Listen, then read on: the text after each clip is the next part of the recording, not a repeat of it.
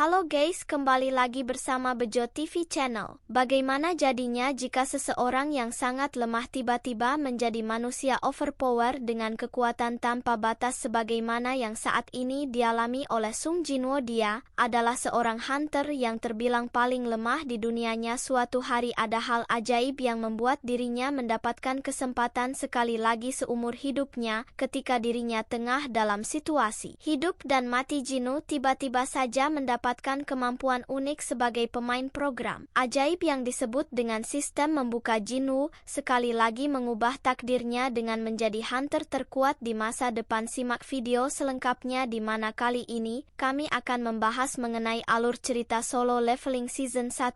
Sebelum lanjut pembahasan ini, lebih jauh kami ingatkan lagi buat kalian yang baru menemukan channel ini, jangan lupa untuk klik tombol subscribe dan aktifkan notifikasi loncengnya agar selalu mendapatkan update informasi seputar anime menarik dari kami. 他のクエストと違って選択の余地と時間的猶予を与えられて、しかも今回は俺はもっと強くなれる。 3 tahun yang lalu, kehidupan kota yang terbilang aman dan tanpa hambatan tiba-tiba saja berubah menjadi situasi yang rumit. Muncul banyak monster yang mengganggu kenyamanan semua orang, entah dari mana datangnya, namun yang jelas kemunculan mereka berasal dari sebuah gate yang misterius, sebuah gerbang yang di dalamnya berisikan banyak sekali monster jahat, dan gerbang-gerbang tersebut hanya akan hilang jika ada seseorang yang bisa mengalahkan induk monster tersebut, dan orang yang bertugas untuk memusahkan para monster adalah para hunter, di mana mereka juga memiliki range masing-masing berdasarkan kekuatannya. Kekuatan mereka didasarkan pada jumlah mana yang ada di dalam tubuh mereka, sehingga ada julukan range S, A, B, C, D, dan E. 3 tahun telah berlalu, kehidupan di kota masih berjalan seperti biasanya, meskipun tidak jarang gerbang-gerbang misterius tiba-tiba bermunculan di sejumlah titik kota. Sama seperti sebelumnya, saat ini pun ada sebuah organisasi hunter yang bertugas untuk membasmi para monster. Mereka yang berprofesi menjadi hunter akan mendapatkan bayaran sesuai dengan monster yang mereka bunuh. Di antara hunter-hunter tersebut, Jinwoo merupakan salah satu hunter yang aktif ikut melakukan tugas, namun bukan karena dia kuat, melain karena himpitan ekonomi. Jinwoo sangat sadar jika dirinya sangat lemah dan sering menjadi beban bagi hunter-hunter yang lainnya, sehingga dirinya sudah terbiasa dengan semua ejekan-ejekan di sekitarnya. Tidak seperti kebanyakan hunter yang lainnya, Juhi adalah salah satu hunter yang sangat peduli dengan Jinwoo. Sebagai hunter yang bertugas menyembuhkan orang lain dalam timnya, Juhi tampak selalu khawatir dengan pria yang ada di hadapannya karena Jinwoo sering terluka dan harus dirawat. Setelah menjalankan misi, suatu hari mereka mendapatkan sebuah misi untuk membasmi monster yang ada di dalam suatu gate, dan yang memimpin misi kali ini adalah Pasong yang merupakan salah satu hunter terkemuka sebelumnya. Kali ini Jinwoo harus ikut dalam misi tersebut karena ia sangat membutuhkan uang untuk sekolah adiknya dan juga biaya rumah sakit ibunya. Jin berhasil mendapatkan sebuah berlian kecil setelah dirinya membunuh salah satu monster di dalam gate tersebut. Sayangnya ia harus menerima serangan dari satu monster yang membuatnya terluka sangat parah. Meski sangat ketakutan, Juhi berusaha untuk menyembuhkan luka Jinwoo dengan menggunakan si penyembuhannya. Juhi sangat marah dengan keteledoran Jinwoo dan menyuruhnya untuk segera mengundurkan diri sebagai seorang hunter. Dengan senyum kecut, Jinwoo hanya menerima semua perkataan Juhi barusanin. Sebenarnya juga tidak ingin menjadi hunter karena menyadari jika dirinya sangat lemah, namun hanya pekerjaan ini yang dia punya untuk menyambung hidup serta membiayai keluarganya. Di sisi lain, saat ini Pasong berhasil membunuh monster besar yang disebut dengan Bos Dungeon. Semua orang heran karena biasanya jika seseorang telah berhasil membunuh induk dari monster atau yang bisa disebut dengan Bos Dungeon, maka gate akan langsung tertutup, jadi mereka akan kembali ke kota. Hingga salah satu di antara mereka akhirnya menyadari jika ada sebuah terowongan di sekitar mereka. Salah satu hunter menyimpulkan jika gadget kali ini adalah dungeon 2 lapis itu, artinya masih ada monster lain yang harus mereka kalahkan di dalam sana. Situasi semakin rumit ketika salah satu dari mereka mengajak untuk masuk ke dalam terowongan tersebut. Mereka tidak sadar jika suatu bahaya besar tengah mengintai keberadaan mereka. Setengah dari orang-orang tersebut setuju dan setengahnya lagi tidak setuju untuk lanjut dalam misi ini, sehingga hanya Jino saja yang belum menunjukkan pilihannya apakah dirinya akan lanjut dalam misi ini atau pulang. Hasil penentuan ada di tangan J. Jika ia memilih untuk pulang, maka semua orang yang ada di sana tidak akan bisa melanjutkan misi ini, mengingat dirinya sangat membutuhkan uang. Jin tanpa pikir panjang memutuskan untuk lanjut dalam misi tersebut. Tak saja hal itu membuat Juhi sangat kesal karena Jinwo yang sudah disembuhkan dengan susah payah malah memilih untuk ikut lagi. Akhirnya mereka melanjutkan kembali perjalanan menyusul terowongan tersebut. Jalan kemudian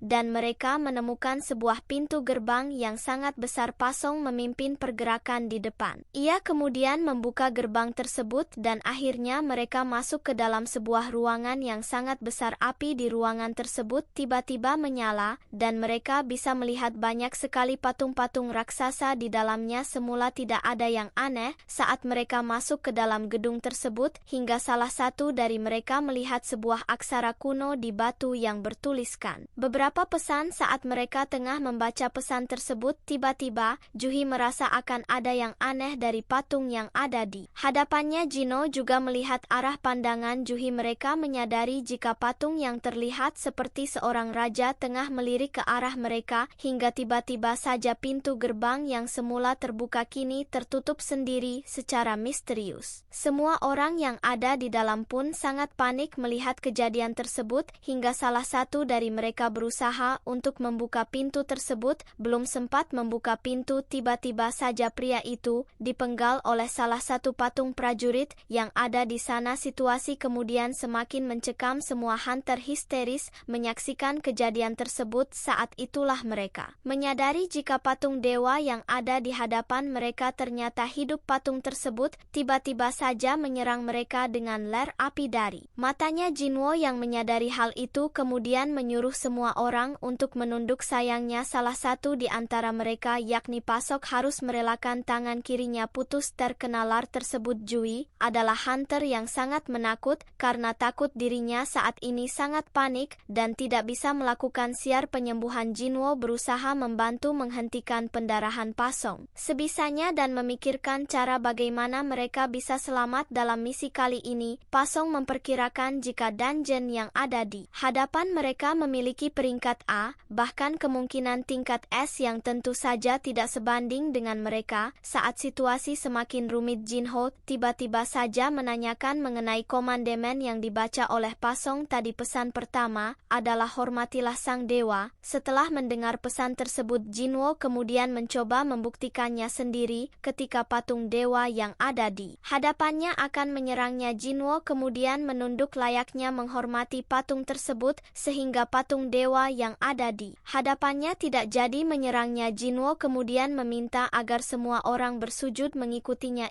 Jika pesan yang dimaksud adalah menghormati sang dewa yang saat ini sedang berada di hadapan mereka. Saat semua orang mengira jika mereka telah selamat setelah sujud di hadapan sang patung, hal aneh malah tiba-tiba saja terjadi. Patung dewa yang sebelumnya tanpa ekspresi kini berubah menyeringai dengan senyum yang sangat menakutkan. Semua orang semakin panik ketika patung tersebut bangkit dan berjalan ke arah mereka. Pasong yang panik kemudian menanyakan tentang apa yang harus mereka lakukan selanjutnya kepada Jinwo. Jinwo juga panik dan berusaha keras untuk memikirkan hal apa yang akan ia lakukan selanjutnya. Kemudian Jinwo mengatakan jika mereka harus melakukan pesan yang tertulis selanjutnya, yakni pujilah sang dewa. Mendengar kata-kata Jinwo, salah satu dari mereka kemudian berinisiatif untuk memuji dewa tersebut dan duduk di hadapannya, namun bukannya berhenti menyerang patung dewa tersebut malah semakin menyeringai dengan senyum yang lebih menakutkan dan menginjak tubuh pria tersebut sampai hancur. Semua orang panik dan melindungi diri mereka masing-masing. Jin kemudian menyadari jika ada beberapa patung yang memegang alat musik, di antara mereka patung-patung tersebut tidak menyerang mereka sedangkan patung-patung yang lainnya bergerak menyerang mereka tanpa pikir panjang. Jinwo menyuruh semua orang untuk lari ke arah patung yang memegang alat musik. Jinwo menjadi orang terakhir yang sampai di depan patung instrumen sehingga patung-patung tersebut kemudian mengeluarkan suara khas mereka masing-masing. Jinwo baru sadar jika inilah maksud dari pesan kedua komandemen tadi tentang pujilah sang dewa, namun sayang Jinu harus merelakan salah satu kakinya putus terpijak patung raksasa karena dirinya terlambat sampai di salah satu patung musik itu. Di sisi lain patung dewa itu kemudian kembali duduk di Singaana setelah Jinwo berhasil membuat semua patung bernyanyi memuji sang dewa. Situasi mencekam kembali berlanjut di mana saat itu tiba-tiba saja patung dewa memunculkan sebuah altar persembahan di hadapannya. Jino menyadari jika hal ini mirip dengan mitos-mitos yang ada di luaran sana di mana hal ini berkaitan dengan sebuah persembahan berupa harta atau nyawa. Kemudian Jinwo teringat dengan komandemen ketiga yang mereka baca sebelumnya, yakni pesan selanjutnya, taatlah kepada sang dewa. Kata-kata Jin kemudian cepat disadari sehingga salah satu dari mereka kemudian langsung menghuruskan pedang ke arah Pasong dan berniat untuk menumbalkannya. Hunter itu mengatakan jika semua ini terjadi karena keputusan yang dilakukan oleh Pasong yang merupakan ketua dalam misi ini. Pasong tidak bisa berkata apa-apa, ia kemudian merelakan dirinya menjadi persembahan untuk sang dewa. Namun setelah Pasong sampai di altar, tidak ada hal apapun terjadi,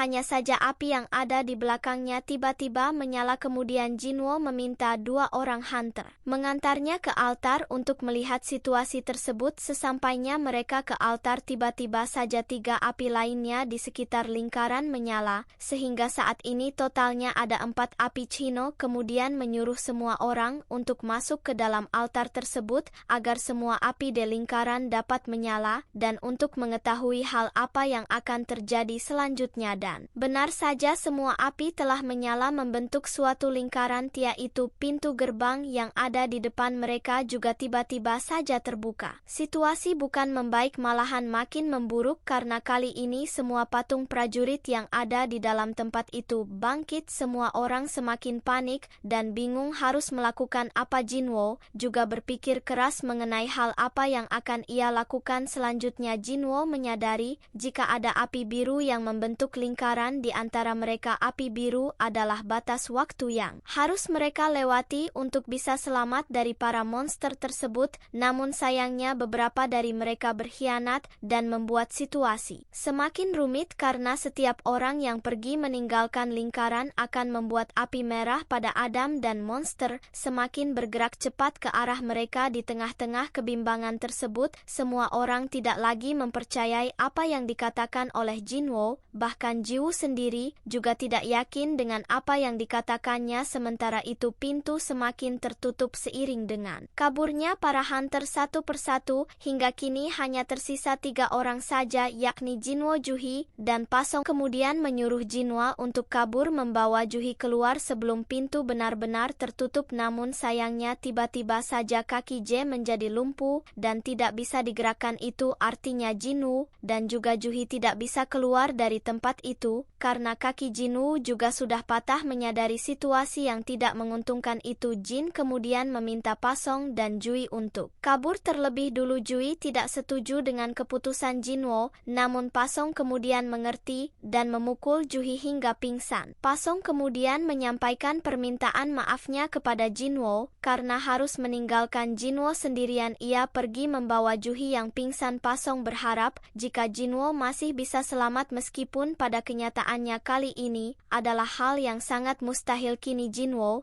hanya seorang diri di dalam altar tersebut. Semua api telah padam namun semua patung semakin gencar menyerangnya. Dalam situasi rumit itu Jino masih berusaha untuk melindungi dirinya dan meratapi kesedihannya selama ia hidup. Terlahir menjadi hantar yang sangat lemah membuat dirinya harus rela menjadi tumbal dalam misi kali ini. Namun jauh di lubuk hati hatinya Jinwo sangat ingin memiliki kesempatan kedua untuk dilahirkan kembali menjadi orang yang berbeda, dan juga nasib yang berbeda. Kini Jinwo tidak bisa melakukan apapun, karena semua patung menyerangnya membabi buta, hingga saat ini tubuhnya sudah terbaring di atas altar dengan beberapa anggota tubuh yang telah terpotong sebelum patung tersebut menebasnya. Jinwo mengatakan jika dirinya tidak ingin mati dan berharap jika dia punya kesempatan sekali lagi. Saat ini Jin hanya bisa setelah tubuhnya tercabik-cabik oleh semua patung yang ada di ruangan mistis tersebut. Namun hal aneh tiba-tiba saja terjadi di mana adegan menunjukkan keberadaan Jinwo. Saat ini Jinwo tiba-tiba saja terbangun di rumah sakit dan dalam kondisi sehat walafiat. Bukan hanya orang lain saja yang dibuat bingung dengan kejadian ini, Jinwo juga kebingungan dengan hal tersebut, padahal barusan saja ia berada di tempat lain dan dalam kondisi hidup dan mati, merasa ada yang tidak beres. Dua orang dari Departemen Hunter datang ke rumah sakit menjenguk Jinwo. Sebenarnya kedatangan mereka adalah untuk menyelidiki apakah benar Jinwo mengalami kebangkitan kedua, atau itu hanya kebetulan saja. Jinwo yang mendengarkan hal tersebut juga merasa agak gugup sekaligus senang karena ia pikir kali ini dirinya akan menjadi superhero yang sangat kuat. Namun alangkah terkejutnya kedua petugas tadi dan juga Jinwo karena berdasarkan data scan yang mereka lakukan, Jinwo masihlah seorang hunter yang sangat lemah. Melihat hal tersebut Jinwo juga merasa kecewa dan kedua petugas tadi pun pergi. Jinwo masih bingung padahal dirinya jelas-jelas dibangkitkan kembali, namun mengapa dirinya tidak memiliki kekuatan sama sekali. Yang membuat dirinya lebih heran lagi adalah sebuah tampilan layar kasat mata yang ada di hadapannya. Jinwo baru sadar jika dirinya L yang bisa melihat tampilan layar tersebut. Ia sedikit paham jika layar tersebut terhubung bagaikan sebuah game. Dalam game tersebut Jinwo diminta melakukan hal apapun seperti perintah yang harus ia lakukan, dan dia hanya memiliki dua opsi, yaitu setuju atau tidak. Sayangnya Jinwo terkadang harus melakukan perintah tersebut dan tidak bisa mengabaikannya, karena game tersebut akan memberikan Jinwo hukuman jika ia tidak patuh. Di sisi lain Jinaa, adik Jin, baru saja datang mengunjunginya di rumah sakit yang sangat khawatir dengan kakaknya tersebut. Namun Jinwo tidak merespon adiknya itu, ia malah memperlihatkan layar yang ada di hadapannya pada adiknya itu. Jina ternyata sama dengan dua petugas yang datang tadi, mereka juga tidak dapat melihat layar. Sementara itu di kota muncul lagi gate baru yang kali ini letaknya di tengah jalan, yang jelas saja hal itu sangat mengganggu aktivitas di sana. Di sisi lain, saat ini Jinho tengah tertidur pulas di malam hari, namun hal aneh tiba-tiba saja terjadi lagi. Tepat pukul 12 malam layar game itu muncul lagi dan langsung memberikan peringatan kepada Jinwo, namun Jinwo tidak sempat membacanya karena ia sedang tertidur pulas. Notifikasi pada game tersebut adalah pelatihan menjadi kuat, dan tidak menunggu waktu yang lama Jinwo langsung terbangun, dan kali ini dirinya sudah berada di tempat yang berbeda, yakni sebuah gurun. Di sisi lain, para perawat yang berniat melihat kondisi Jinwo terkejut karena mereka tidak menemukan Jinwo di kamarnya. Sementara itu, saat ini Jinwo sedang mati-matian berhadapan dengan monster di gurun yang sangat kuat. Jinwo harus bertahan hidup dalam waktu 2 jam. Jika ia berhasil maka ia bisa kembali ke dunianya kembali, dan jika ia gagal maka ia akan mati dimakan oleh monster tersebut. Dan akhirnya 2 jam pun lalu Jinwo tiba-tiba saja sudah kembali di dalam kamarnya, namun dalam kondisi yang sangat lemah, dan karena telah menyelesaikan tugasnya dengan baik maka aplikasi game tersebut memberikannya sebuah hadiah. Tak lama kemudian para perawat datang dan langsung menolong Jinwo yang sudah terbaring lemah di lantai. Keesokan harinya kondisi kesehatan Jinwo pas Jinwo dirinya hidup kembali pun mulai membaik. Ia setiap hari terus latihan untuk membuatnya bertampak kuat. Hal ini juga sesuai dengan instruksi yang diperintahkan oleh aplikasi game misterius tersebut. Setelah latihan Jinwo memutuskan untuk menjenguk ibunya yang sedang koma di rumah sakit. Ternyata ibu Jinwo mengalami penyakit yang sangat lang yang disebut tidur abadi. Jinwo sadar jika dirinya harus bersungguh-sungguh jika Setelah ingin menyelamatkan nyawa ibunya tersebut, ia kembali melakukan aksinya untuk memburu para monster agar bisa mengumpulkan banyak hadiah dan mendapatkan uang. Jinwo kemudian masuk ke dalam sebuah gate yang letaknya di dalam stasiun bawah tanah di kotanya. Ia masih ragu-ragu untuk menjalankan misi kali ini karena dirinya dan belum mempunyai persiapan yang matang. Sayangnya, saat ia ragu dan ingin kembali gate tersebut tidak dapat dibuka kembali dengan menggunakan senjata. Seadanya ia mulai melawan para goblin yang ada di dalam dungeon tersebut. Ia juga merasa jika dirinya jauh lebih kuat daripada biasanya setelah mengalahkan semua goblin yang tersisa. Tiba-tiba saja seekor anjing datang menyerang Jinwo. Jinwo menyadari jika itu adalah anjing iblis dengan kekuatan yang sangat dahsyat. Jinwo terpaksa harus menghadapi monster tersebut. Ternyata monster itu memang sangat kuat. Jinwo menyadari jika ia tidak akan bisa menang jika hanya dengan tangan kosong. Kemudian ingat jika di dalam aplikasi game tersebut menyediakan berbagai persenjataan, sehingga tanpa pikir panjang ia kemudian mengambil salah satu pedang yang ada di dalamnya. Salah satu monster tersebut berhasil dikalahkan oleh Jinwo yang membuatnya langsung mati, sementara satu monster selamat dan memilih untuk melarikan diri. Jinwo melihat status update dirinya di dalam aplikasi. Ternyata sejauh ini ia telah banyak mengalami peningkatan kekuatan meski sudah mengalahkan monster anjing besi tadi. Gate belum juga terbuka, itu artinya Jin masih harus mengalahkan bos Dungeon di tempat itu. Saat sedang bergelut dengan pikirannya, tiba-tiba saja Jinwo sudah didatangi oleh banyak sekali anjing monster. Nampaknya anjing yang selamat tadi memanggil komplotannya untuk menyerang Jinwo, langsung membantai semua monster tersebut sendirian. Semua monster telah mati. Kini Jinwo kembali melanjutkan misinya untuk menemukan bos Dungeon agar dirinya bisa kembali ke dunia asalnya. Tibalah Jinwo di sebuah ruangan bawah tanah yang paling akhir, namun tak lama waktu berselang ia langsung dihajar oleh sebuah monster rawa berbentuk ular yang disebut dengan Raja Rawa. Karena benturan yang sangat kuat, pedang Jinwo saat ini menjadi patah dan tumpul. Jinwo menyadari jika ialah bos yang menempati dungeon ini. Dengan menggunakan senjata seadanya, Jinwo berhadapan dengan monster tersebut, sehingga karena ambisinya yang berapi-api, monster tersebut berhasil ia kalahkan bukan hanya dengan menggunakan senjata pedang saja. Nampaknya saat ini kekuatan fisik Jinwo juga semakin kuat setelah mengalahkan bos monster tersebut. Kini gerbang tertutup dan dia pun kembali ke dunia asalnya. Setelahnya Jinwo mendapatkan beberapa hadiah dari aplikasi tersebut berupa obat-obatan dan juga senjata. Dan saat ini level Jinwo juga semakin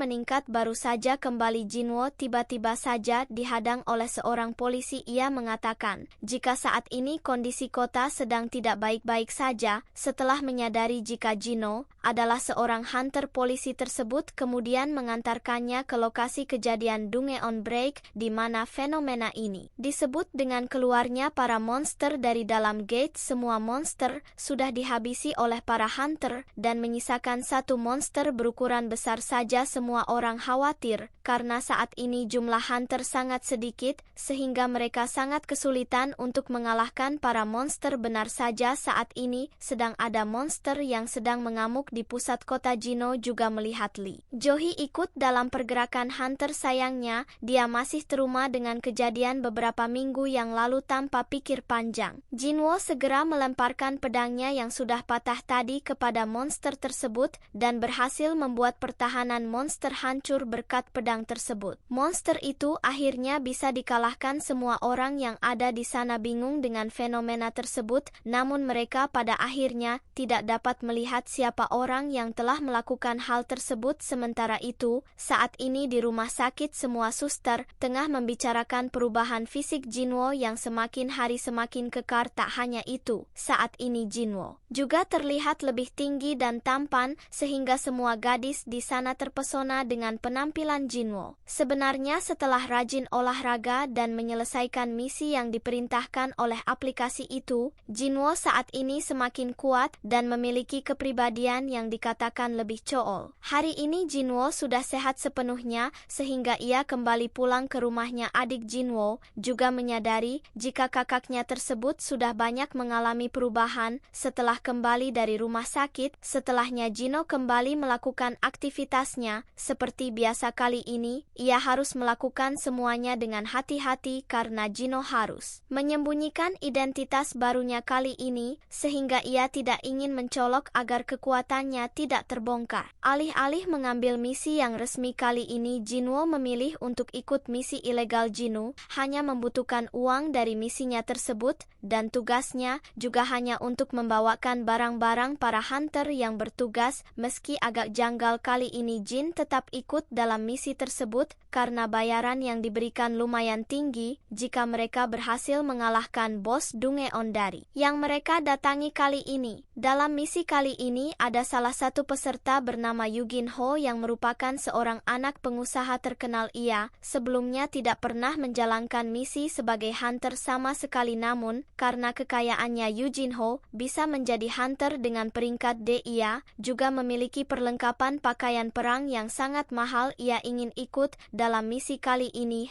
hanya untuk membuktikan kepada ayahnya jika ia kuat dan layak menjadi penerus perusahaan. Saat ini formasi sudah lengkap sehingga perantar tersebut sudah siap masuk ke dalam gate peringkat C yang ada di hadapan mereka. Baru saja masuk mereka sudah diserang oleh beberapa monster serangga yang ada di dalam goa tersebut. Jinwo masih tidak melakukan apapun karena kali ini tugasnya hanya sebagai pelayan yang membawakan barang-barang para hunter. Yugin Ho yang masih berpikir jika dirinya lebih kuat dari Jinwo berusaha untuk melindunginya dari para monster. Mereka menyadari jika para monster serangga yang mereka bunuh sudah memiliki luka sebelumnya, itu artinya ada monster lainnya yang juga memburu mereka. Dan benar saja, selama mereka masuk lebih dalam ke dalam gua itu, mereka segera melihat ada sosok monster raksasa yang tengah tertidur pulas di antara tumpukan kristal mana yang ada di sana. Kristal-kristal tersebut sangatlah banyak. Mereka akan mendapatkan uang yang sangat banyak jika berhasil membawanya ke dunia mereka. Namun kejanggalan yang dirasakan oleh Jino sejak awal baru terbukti setelah sadar jika mereka dikhianati oleh beberapa hunter ilegal tersebut. Jino dan Yugin Ho dibiarkan terjebak dalam gua tersebut bersama dengan bos dungeon di sana. Rupanya ketua hunter tersebut memiliki rencana licik untuk menumbalkan Jinwo dan Yugin Ho. Mereka berpikir jika monster tersebut akan kembali tidur setelah memakan Jinwo dan Yugin Ho, kemudian mereka bisa menembang semua kristal yang ada di sana. Sementara itu, saat ini Jinho sedang berhadapan dengan bos monster di dungon tersebut. Yugin Ho sangat terkejut karena dia tak menyangka jika orang yang dikiranya lemah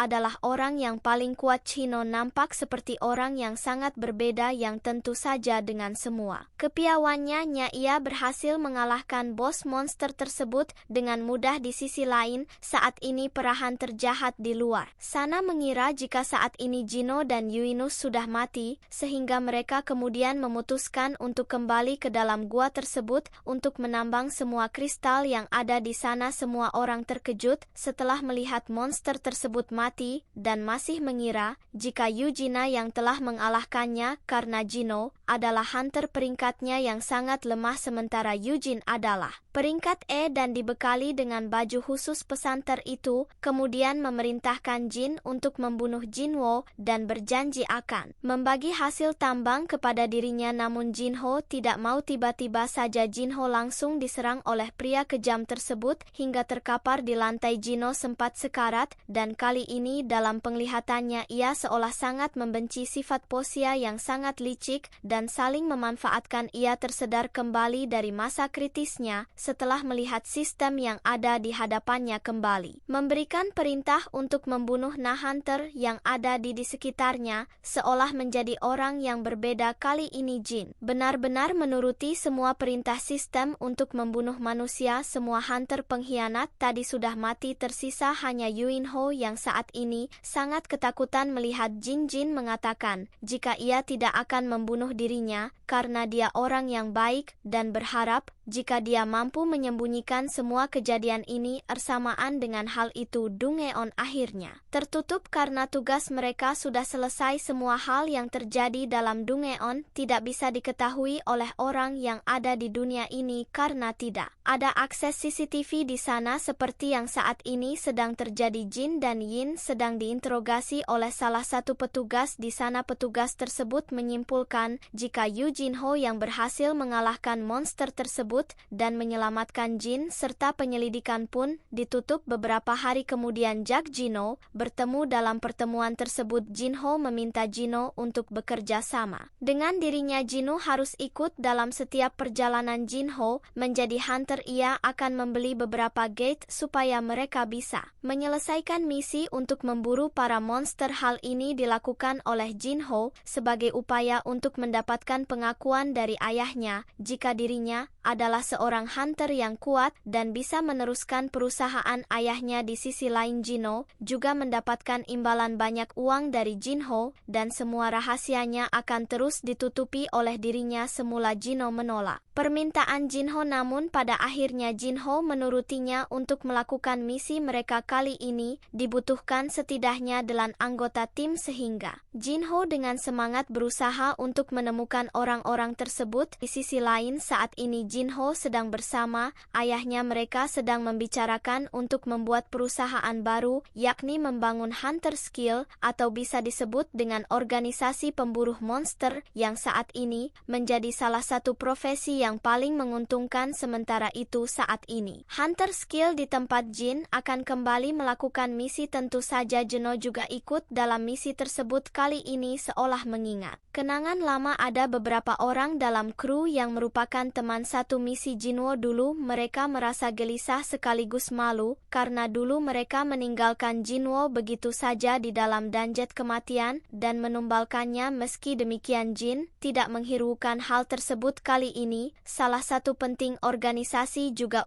ia bernama Kang Tae-sik. Di antara mereka juga ada 3 orang narapidana yang entah bagaimana harus ikut dalam misi ini. Mereka akhirnya masuk ke dalam gate yang sudah disiapkan dan kali ini yang menjadi ketua adalah Pasong. Awalnya situasi berjalan baik-baik saja hingga semua berpencar untuk menemukan bos dan Jin di tempat tersebut. Di sisi lain saat ini Kang Tae-sik bergerak sambil mengawasi 3 orang narapidana itu. Tiba-tiba saja ia teringat dengan perkataan bapak tua. Beberapa hari yang lalu bapak tua itu berseju di hadapannya dan meminta tolong agar Kang Tae-sik mau membunuh 3 narapidana yang telah melecehkan putrinya, dan saat ini 3 narapidana tersebut sedang berada di hadapannya. Tanpa pikir panjang Kang Tae-sik langsung menyerang mereka secara membabi buta. Harikan itu ternyata dilihat oleh hunter lain dan tentu saja hunter tersebut juga menjadi sasaran kekejaman Kang Tae-sik. Kali ini Jinho juga menyadari jika ada yang tidak beres sampai akhirnya dia dan yang lainnya tahu jika ini adalah perbuatan Kang Tae-sik. Ternyata selama ini Kang Tae-sik memang memiliki hobi yang aneh, yakni membunuh orang. Namun sayangnya semua orang dalam serikat Tanter tidak menyadari hal tersebut. Jinho akhirnya terlibat dalam pertarungan yang sengit dengan Kang Tae-sik. Tak disangka ternyata pria itu memiliki kekuatan yang dahsyat sehingga sempat membuat Jinho kesulitan melihat kekuatan Jinho. Kang Tae-sik menyadari jika Jinho juga pernah membunuh manusia. Jinho marah dan mengatakan jika dirinya sama sekali berbeda dengannya karena Jin tidak pernah membunuh orang baik melainkan membunuh orang jahat yang bersalah. Pertarungan kali ini dimenangkan oleh Jinho Pasong dan juga Liu He yang menyaksikan adegan tersebut sangat terkejut dengan perubahan Jinho. Mereka juga berjanji akan selalu tutup mulut dan tidak akan mengungkap identitas baru Jinho. Saat ini mereka kembali setelah menyelesaikan misi dan tentu saja kali ini mereka akan diinterogasi oleh Badan Serikat G Hunter. Seperti biasanya kali ini mereka heran karena Jinho selamat dalam misi sementara orang kuat lainnya seperti Kang Tae-sik tidak selamat. Bersamaan dengan identitas Kang Tae-sik yang asli akhirnya terbongkar. Kini semakin hari kekuatan Jin semakin bertambah, ditambah lagi ia selalu melakukan misi yang diperintahkan oleh sistem Tia itu. Jinho dan Jinho juga melakukan misi untuk mengalahkan para monster dari berbagai G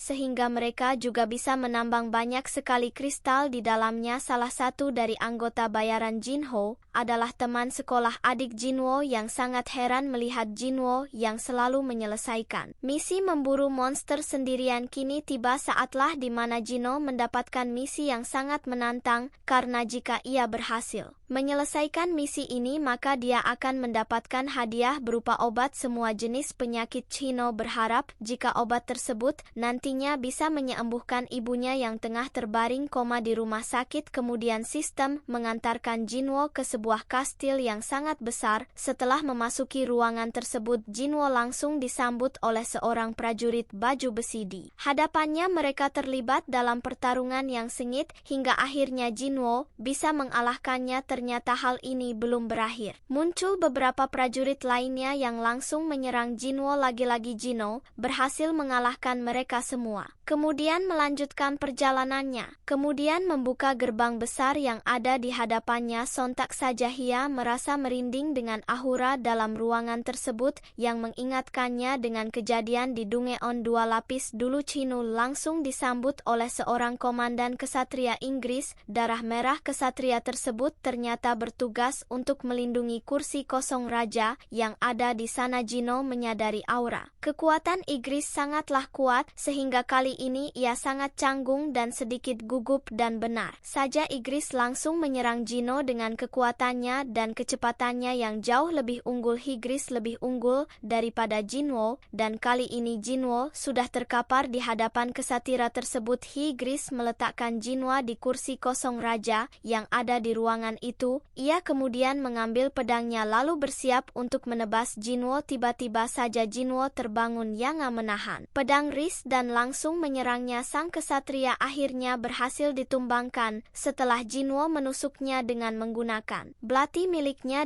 Setelah itu sistem memperingatkan jika akan terjadi durasi pertarungan yang lama. Belum sempat Jinho memahami hal itu, tiba-tiba saja sistem menghilang lalu muncul banyak sekali kesatria besi yang langsung menyerangnya. Tak peduli seberapa banyak jin telah membunuh para prajurit itu, namun tetap saja jumlah mereka malah semakin bertambah saat dirinya tengah sekarat. Tiba-tiba saja sistem muncul dan memberikan dirinya perintah. Jinho tiba-tiba saja masuk ke dimensi lain, yakni padang pasir. Tempat tersebut merupakan tempat penalti karena dirinya belum menyelesaikan misi sebelumnya. Berdasarkan waktu yang telah ditentukan, kesempatan itu tidak disia-siakan olehnya. Ia kemudian meminum beberapa cairan obat untuk kembali memulihkan dirinya. Sementara itu kali ini Jinho juga tidak bisa beristirahat dengan tenang. Ia masih harus melawan para monster yang ada di sana. Setelah mengalahkan semua monster, Jinho akhirnya mendapatkan kekuatannya kembali. Ia juga mendapatkan senjata baru dan naik ke level selanjutnya karena sebelumnya telah mengalahkan Inggris sang satra merah. Kali ini sistem menghadiahinya kekuatan yang sama dengan Inggris, yakni bisa mengendalikan objek tanpa harus menyentuhnya. Dan tibalah saatnya sistem kembali mengantarkan Jinho ke Dungeon tadi. Kali ini Jinho baru sadar jika para prajurit itu semakin bertambah dari waktu ke waktu. Ternyata ada beberapa penyihir yang memanggil mereka. Oleh karena itu Jinho kemudian memutuskan untuk mengalahkan para penyihir itu terlebih dulu. Benar saja, setelah para penyihir itu mati maka semua prajurit besi yang ada di sana tiba-tiba sirna, termasuk prajurit raksasa yang menyerang Jinho kali ini. Setelah berhasil mengalahkan mereka semua, sistem kemudian memberikan notifikasi kepada Jinho. Salah satu isi pesan tersebut adalah kemanaun pemain pergi, malaikat kematian akan selalu mengikutinya. Jalan manapun yang pemain pilih ia akan disambut gunungan mayat dan bau busuk darah arwah yang dipanggil oleh tentara. Bayangan akan mematuhi perintah pemain dan membukakan jalan hanya untuk pemain itu. Artinya sistem memberikan perintah kepada Jinho agar dirinya menjadi hunter dengan tipe Romancer yang bertarung dari belakang. Saat Jinho memilih untuk tidak menyetujui permintaan sistem Meni akan kembali memberikan option tersebut yang membuat Jinho frustasi. Akhirnya Jinho menyetujui sistem dan memberikan jawaban yes pada aplikasi tersebut, dan tiba-tiba saja muncul kabut serta kilatan hitam yang menyelimuti Jinho. Kali ini sistem menunjukkan jika Jindu mendapatkan julukan baru yakni Reja Bayangan setelah dirinya mengaktifkan kekuatan kepada Jinho. untuk membuktikan apakah fenomena tersebut benar. Jinwo kemudian mengatakan kalimat perintah untuk menguji kekuatannya, dan benar saja, saat dirinya mengatakan kata bangkit, maka semua prajurit yang ada di sana langsung bangkit di hadapannya. Kemudian melihat ke arah Igris, ia berharap jika Igris bisa dia bangkitkan juga, namun setelah 2 kali memerintahkannya untuk bangkit kesetera itu, tidak kunjung bangkit kali ini. Sebelum benar-benar membangkitkan Igris untuk yang ketiga kalinya, Jino mengatakan kepadanya jika Igris tak perlu lagi melindungi kursi kosong di singgasana karena Jin akan mengajak Kesati tersebut ikut bersamanya dan menjadi panglima pelindungnya, dan setelah mengatakan bangkit untuk yang ketiga kalinya, kesatria Igris merah akhirnya bangkit dari kematiannya. Ia seolah bangkit dengan kemampuan dan juga penampilan yang berbeda. Igris disusul dengan para prajurit yang lainnya kemudian bersama-sama sujud di hadapan Jinwo. Dengan munculnya adegan ini, maka Solo Leveling Season 1 telah berakhir. Saksikan video selanjutnya yang tentunya menjadi lanjutan petualangan Jino pada Solo Leveling Season 2 yang di next video. Itulah seluruh alur cerita Solo Leveling Season 1 kali ini. Jika kalian memiliki judul anime lainnya yang ingin kami bahas, boleh tulis di kolom komentar. Terima kasih sudah menonton video ini, dan sampai jumpa di video selanjutnya.